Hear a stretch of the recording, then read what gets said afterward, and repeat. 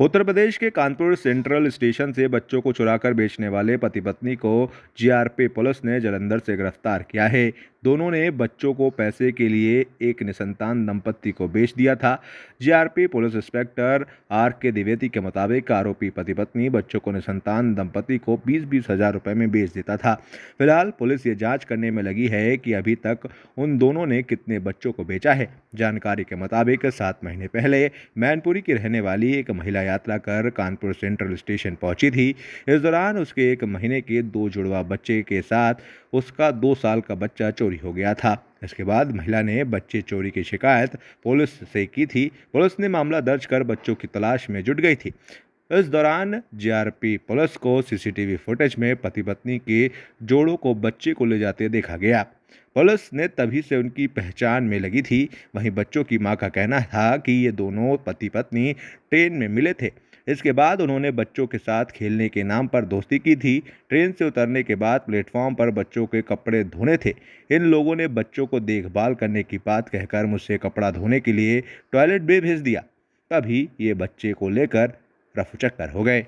GRP police ने एक सफलतापूर्वक 3 मासूम बच्चों को बरामद किया है। इस पर हमसे खास बातचीत करने के लिए हमारे साथ में GRP inspector R K. Dwivedi ji हैं। सर, किस तरीके से ये बच्चों को बरामद किया गया और कहां से? वर्ष 2022 में थाना जीआरपी कानपुर सेंट्रल में 3 बच्चों के अपहरण का एक मुकदमा दर्ज हुआ था।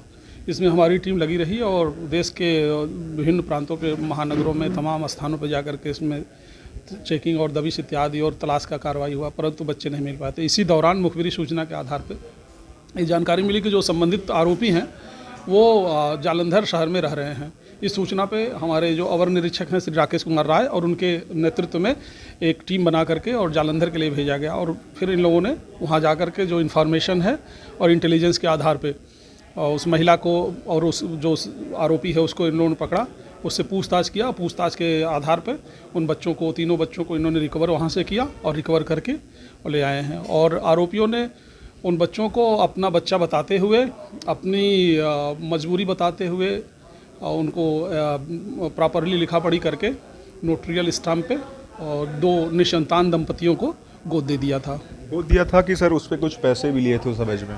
और इन्होंने बताया था कि हमारे पास हमारी पत्नी की तबीयत ख़राब है, ऑपरेशन कराना है और मुझे पैसों की भी आवश्यकता है, तो गोद देने के एवज में इन्होंने और कुल 24,000 रुपया दोनों पक्षों से लिया था। अगर बात की जाए आरोपियों की, तो क्या इनका सर आपराधिक इतिहास भी खंगाला गया है? कुछ आपराधिक इतिहास भी रहा है?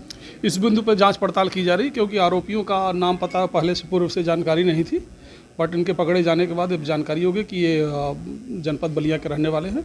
तो बलिया और ये जहाँ जहाँ रहे हैं इस बिंदु पे टीम लगाई गई है और जो इनके आपराधिक इतिहास और इनके पूर्व चरित्र के बारे में जानकारी कर रही है। बच्चों की आयु की बात की जाए तो लमसम कितने उम्र के बच्चे रहे हैं? एक बच्चे जब अपहरण हुआ था उसकी उम्र जो है, उसका नाम था कृष्णा था, उसकी उम्र 2.5 वर्ष थी, जो इस समय लगभग 3 वर्ष के आसपास हो गया है। और जो 2 ट्विन बेबी थे, जिसमें एक लड़का और एक लड़की था, उस समय 1-1 माह के थे, जिनकी उम्र इसमें 7 महीने के आसपास हो चुकी है।